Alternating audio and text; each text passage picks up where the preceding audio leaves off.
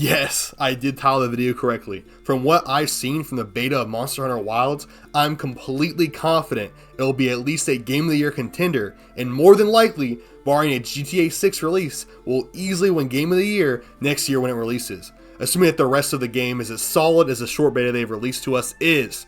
In this video, I'll be discussing the many positives the beta showcased, talk about some of the negatives and common complaints about the game as well. I'll even discuss some of the woke claims made by a decent amount of individuals towards the end of the video and my thoughts on the claim of Monster Hunter Wilds being woke. Everything I will talk about is about the game, however. I will not be discussing some of the controversial software that Capcom uses to help run its anti-cheat. It's just something you'll unfortunately have to put up with if you ever want to play Capcom games. Now we've got the intro out of the way, let's discuss what was actually in the beta. The story of Monster Hunter Wilds seems to be almost like a friendly version of Christopher Columbus traveling to the Americas. The guild is sending out groups of hunters, merchants, and other blue-collar professionals in search of finding a village that's in a place known as the Forbidden Lands. Lands that are thought to have no people living within the vicinity and are far too dangerous and void of resources to be worth extensive expeditions into by the guild. So after that description, you might be wondering why the guild is now sending an expedition into these lands.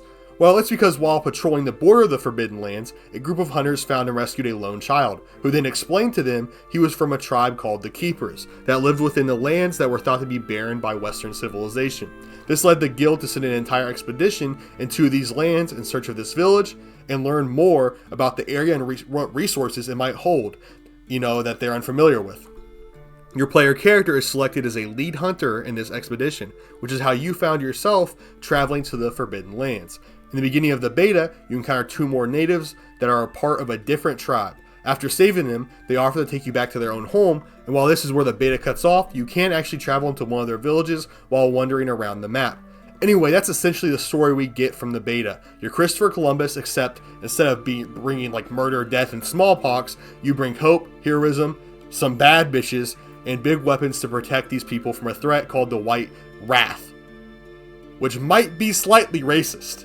Anyway, as Monster Hunter stories typically are, this is set up to be a lighthearted, fun story, which, from what I can tell, good voice acting, beautiful cutscenes, and extremely safe writing, which is typical for the Monster Hunter series.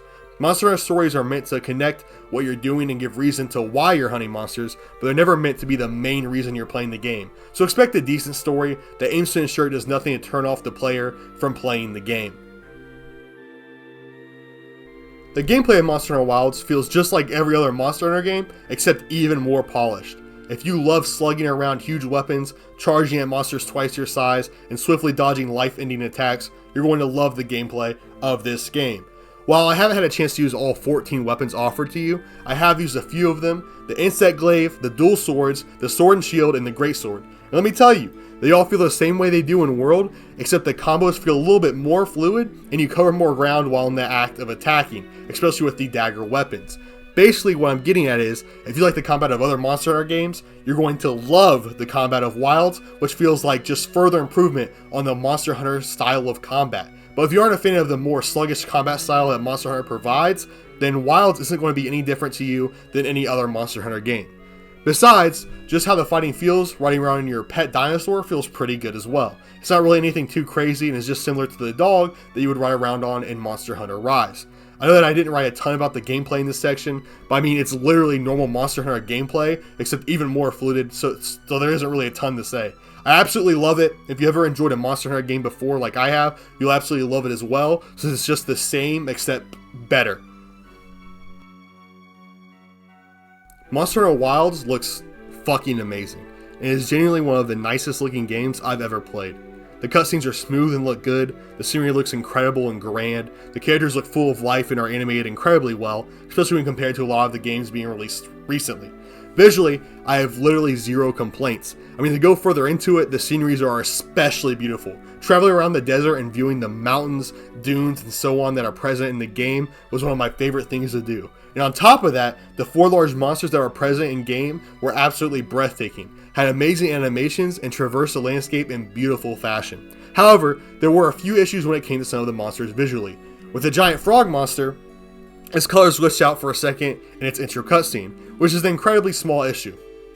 The second issue I had with monsters visually, though, is one that has been present in every other Monster Hunter game, and that is the fact they are constantly no-clipping through structures in the landscape.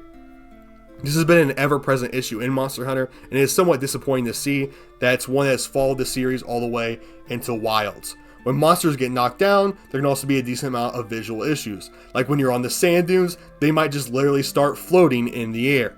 All in all, this is an extremely minor complaint though, and didn't really hurt my immersion too much, besides for monsters floating on the sand dunes, which admittedly was pretty bad. All in all, the beta was absolutely breathtaking, and besides for the issues mentioned, was one of the best looking games I've ever had the pleasure of playing. The game ran extremely well on my laptop. I had no issues with lag or anything of the sort, even though I am playing on a weaker machine than most. I mean, I'm using a 3-year-old gaming laptop. We all know how fast laptops age.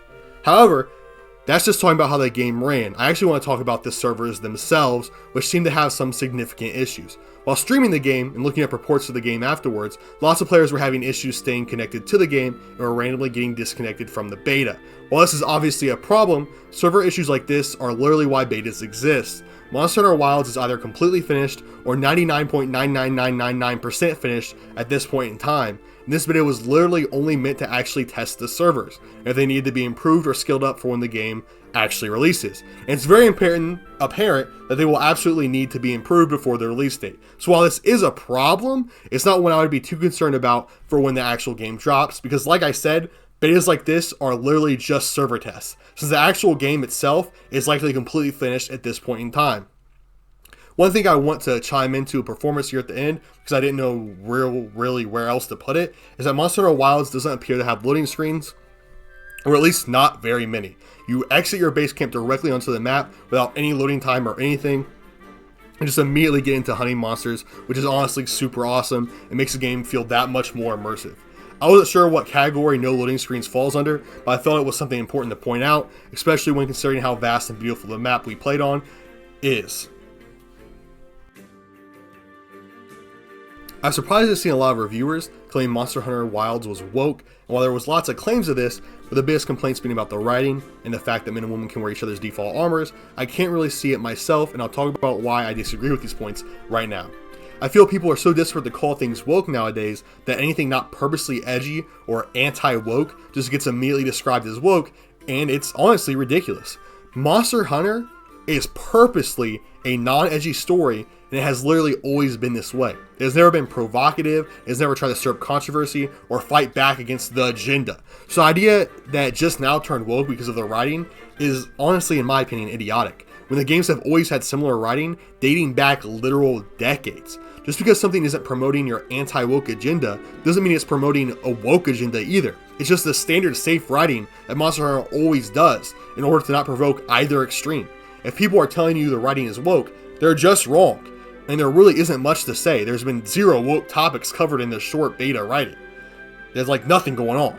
The next thing brought up is cross-dressing.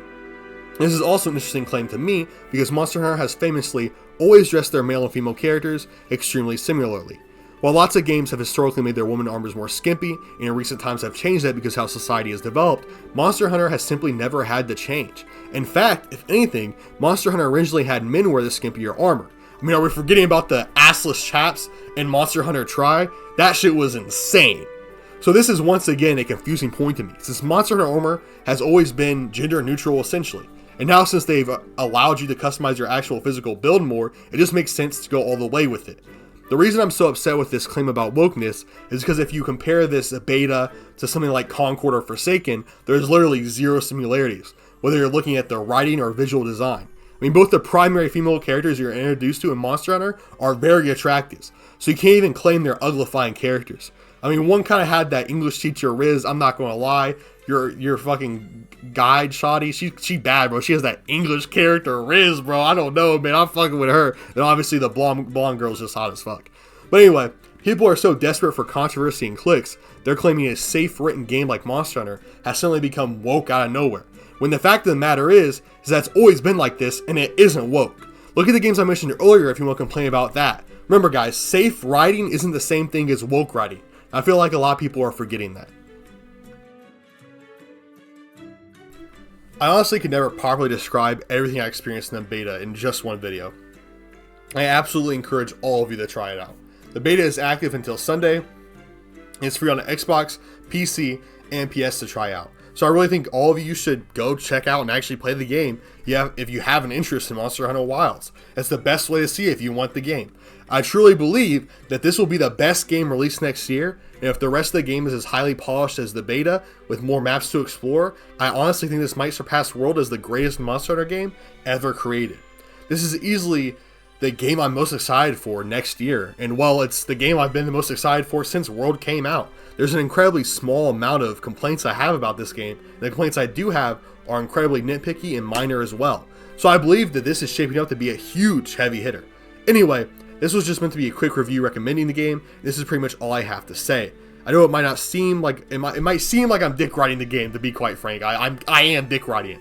I am. I'm not gonna lie. I'm dick riding the fuck out of the game. But don't worry. I only have 2K subs, and that means I'm not popular enough to get paid off yet. Trust me, when I can get paid off, we're getting paid off, baby. But I can't get paid off yet. So everything I've said here is how I actually feel, and I feel like I'm going to love this game. But stay blessed, everybody. Thank you for watching. I hope I see you in the next video. Also, shout out to my members, Jay and Sign Up King 5000.